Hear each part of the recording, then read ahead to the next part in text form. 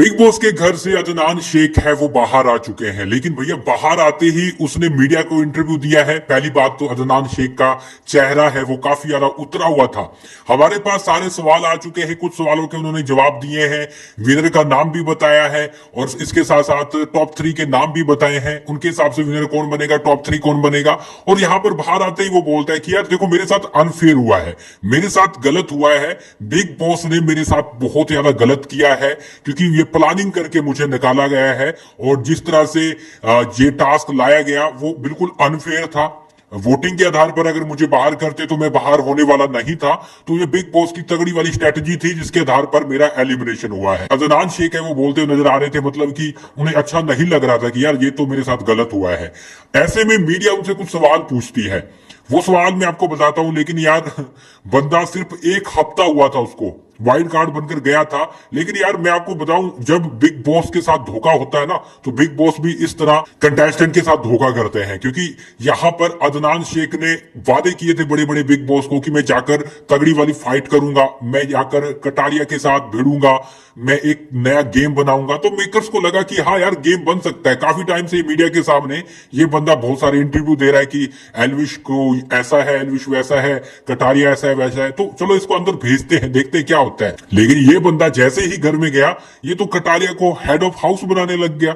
तो ये चीज देखकर मेकर्स है वो बहुत ज्यादा परेशान हो जाते हैं। देखो अब उसने क्या बोला है वो मैं आपको बता देता हूँ, लेकिन गाइज मैं आपको पूरा इंटरव्यू बताता हूँ, रुकिए थोड़ा सब्र कीजिए। अब मैं गाइज आपको एक चीज बताऊं, आज हम 7 बजे शाम को लाइव आने वाले हैं और अब बैक टू बैक एलिमिनेशन हो रहे हैं, आपको पता है ना। उसकी सारी अपडेट मैं इंस्टा पे भी दे रहा हूँ। काफी लोगों ने मुझे फॉलो कर लिया, अगर आपने नहीं किया तो अभी जाकर आपने गाइस फॉलो कर लेना है। ये रहा हमारा इंस्टाग्राम अकाउंट, जल्दी से फॉलो कर ले। और कल भी हमने सबसे पहले अपडेट इंस्टा पे दी थी, तो आ जाइएगा। उनसे पहला सवाल पूछा जाता है, आपको क्या लगा था आपका फिनाले के करीब पहुंचकर एलिमिनेशन हो जाएगा? वो बोलते बिल्कुल नहीं, मैं ये चीज एक्सपेक्ट नहीं कर रहा था क्योंकि मेरी तगड़ी वाली फैन फॉलोइंग है। मुझे बाहर किया गया है, आपने देखा होगा मुझे सना सुल्तान के साथ डाला गया, तो मैं वहां से समझ गया था कि लोग मुझे बाहर करना चाहते हैं, ये लोगों ने प्लानिंग कर ली है। लेकिन मैं तो बाहर वाला भी था, फिर भी मेरा एलिमिनेशन हो गया। ये देखो काफी लोग मुझसे भी पूछ रहे थे कि अदनान शेख है वो तो भैया बाहर वाला है, वो कैसे एलिमिनेट हो जाएगा। लेकिन बिग बॉस ने स्ट्रेटेजी बनाई थी, वो सब चीजें साइड रख दी, एक टास्क लेकर आए सबके लिए कि भैया कोई बाहर वाला नहीं, कोई यहाँ पर हेड ऑफ हाउस नहीं, जिसने भैया 13 मिनट अच्छे से काउंट नहीं किए भैया वो बाहर हो जाएगा। और ये पूरी प्लानिंग करके निकाला गया। और मुझे पता था या तो लव कटारिया और कृतिका को फंसाया जाता या फिर अदनान और यहाँ पर सना सुल्तान को फंसाया जाता। मैंने पहले बता दिया था कि इन दोनों में से कोई जाएगा और वैसा ही हुआ है। तो बिग बॉस की ये प्लानिंग थी, ये टास्क तो एक बहाना था। यहाँ पर दूसरा सवाल उनसे पूछा जाता है, आप जो बाहर बोल के गए थे वो अपने घर में जाकर क्यों नहीं किया? तो यहाँ पर ये बोलते देखो मैं जो खेला वो अच्छे से खेला, क्योंकि कटारिया मेरे से अच्छे से बात कर रहा था तब मैं उसके साथ सही रहा, जब वो फालतू बातें करने लगा तब मैं उसको जवाब दिया। यही मेरा गेम था, जो सही रहेगा उसके साथ सही रहना।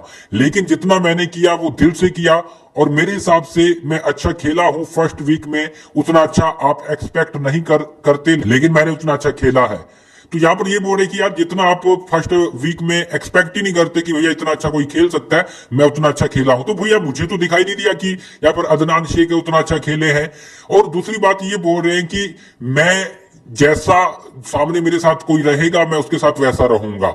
लेकिन भैया आपकी गलती ये है कि आपने बाहर दुश्मनी दिखाई है कटारिया के साथ, तो अंदर जाकर आप कैसे दोस्ती कर सकते हो? भले वो आपके साथ कैसे भी रहे, आपको दुश्मनी वहां पे निभानी चाहिए थी मेरे हिसाब से, तभी मेकर्स है वो आपको शायद बाहर ना करते। और यही बड़ा रीजन है कि आप बाहर से दुश्मनी मान के गए, अंदर जाकर आप दोस्त बन जाते हो, उसके लिए खेलते हो। वो गेम पूरा बिग बॉस का खराब हो गया और यही चीज है कि मेकर्स ने आपको निकाला है।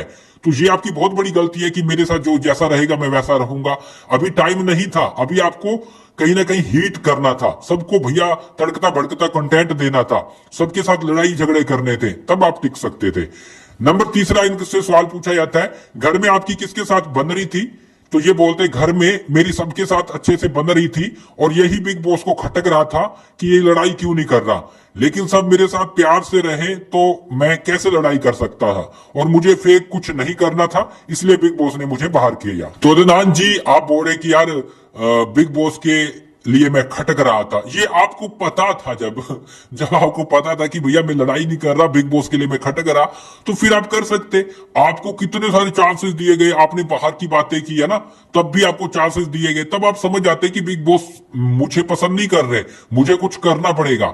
यहां पर कटारिया ने आपके साथ लड़ाई की, तब जाकर आपने लड़ाई की। आप शायद पहले जो टॉपिक लेकर गए थे, जाकर उसी टाइम भिड़ते ना, तो मजा आता, गेम देखने में मजा आता। तो यहाँ पर ये आपकी गलती है। तो इनसे अगला सवाल पूछा जाता है कि आप घर में जाकर बाहर की बातें क्यों कर रहे थे। तो ये बोलते कि देखो मैं बाहर की बातें नहीं कर रहा था, ठीक है, काफी चीजें हैं वो मैं नहीं समझ पाया, लेकिन लोग मुझसे जानबूझ के पूछ रहे थे। दूसरी बात ये कि कटारिया और भी बहुत सारे लोग मैंने देखे, अरमान मलिक, वो भी बाहर की बातें कर रहे थे और उनको बिग बॉस ने कुछ नहीं बोला, लेकिन मुझे उन्होंने टारगेट किया।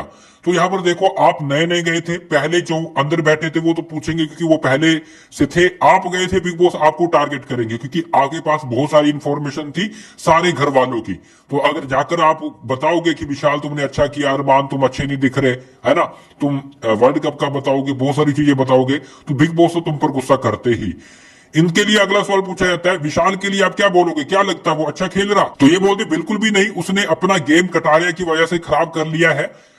मैं उसको बाहर सपोर्ट कर रहा था, मैंने सोचा घर में जाकर साथ दूंगा, लेकिन वो नहीं समझ पा रहा था, मुझे अलग होना पड़ा। इसलिए मुझे नहीं लगता उसका खुद का कोई गेम है और ये चीज उसको आगे नहीं बढ़ने देगी। तो ये चीज है, ये विशाल के लिए बोलता नजर आ रहा है कि मैं पहले बाहर था तो मैं उसको खुला सपोर्ट कर रहा था। मेरे हिसाब से ये बोल भी चुका है यहाँ पर शो में कि मैं विशाल को सपोर्ट कर रहा था, विशाल जीते, लेकिन जिस तरह से वो कटारिया के साथ बैठ रहा उठ रहा, तो भैया उस वो पूरे सीजन से उसके साथ है, उसकी अच्छी बन रही है। अगर वो कटारिया को बोलता है कि भैया ये नहीं करना, तो कटारिया बोलता है नहीं करूंगा, तो विशाल इसलिए उसकी उसके साथ बन रही है। तो वो अब आपके कहने पर कैसे उससे दूर जा सकता है, जबकि उसको भी पता है कि यहाँ पर जब अरमान का मैटर हुआ था तब कटारिया ने उसका साथ नहीं दिया था। उसके बाद भी अगर वो उसके साथ है तो कुछ देखा होगा तभी तो साथ है।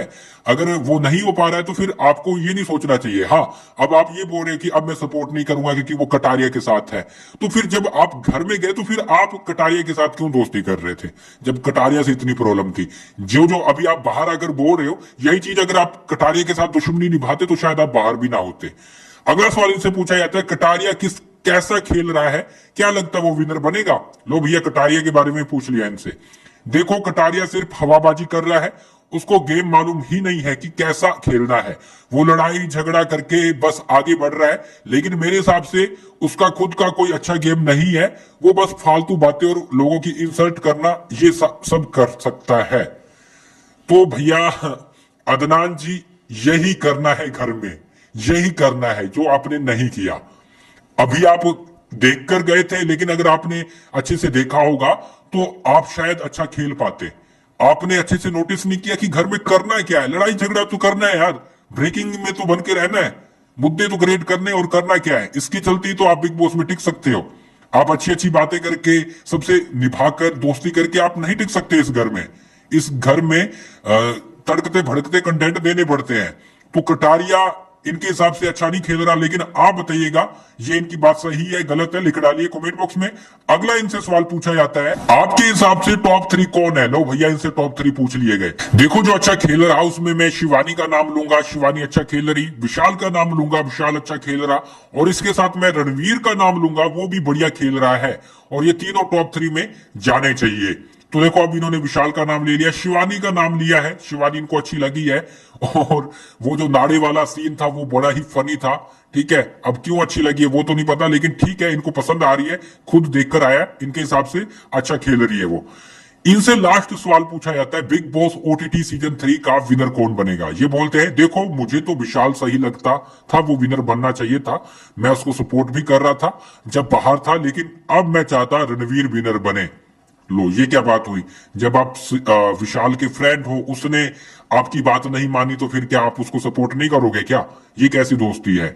यहां पर वो बोल रहे कि लेकिन अब मैं चाहता रणवीर विनर बने, क्योंकि विशाल है वो कटारिया के पीछे पीछे चल रहा, खुद का उसका कोई गेम प्लान नहीं है और इसलिए वो अच्छा नहीं खेल रहा। मैं चाहता रणवीर शोरे है वो विनर बने। तो ये रहा यहां पर अदनान का इंटरव्यू। अदनान खुद शॉक्ड है, उसके फैंस शॉक्ड है कि भैया कैसे एलिमिनेशन हो गया। अभी तो बंदा गया था, अभी एक हफ्ता अच्छे से गुजारा नहीं होगा कि उसका एलिमिनेशन हो गया, तो बंदा खेल नहीं पाया। मेकर्स गुस्से में थे कि भैया जिसके लिए इसको भेजा था वो इतने चीजें नहीं की। वाइल्ड कार्ड का मतलब ही यही होता है कि एक शो को अलग लेवल पर लेकर जाना, पूरा शो चेंज कर देना है। टीआरपी अगर 0 है तो वो भैया ऊपर तक पहुंचा देनी है। वाइल्ड कार्ड का मतलब यही होता है, इसलिए तड़कता भड़कता भेजा जाता है। लेकिन ये फ्लॉप हो गए, ये कुछ कर नहीं पाए, जिसके चलते यहां पर इनको बाहर किया गया है। तो आप क्या बोलोगे, इन्होंने जो भी बोला लिख डालिए कमेंट बॉक्स में। आज गाइस आप सब्सक्राइब कर ले, आज हम 7 बजे लाइव आएंगे, तो जल्दी फॉलो कर लीजिएगा।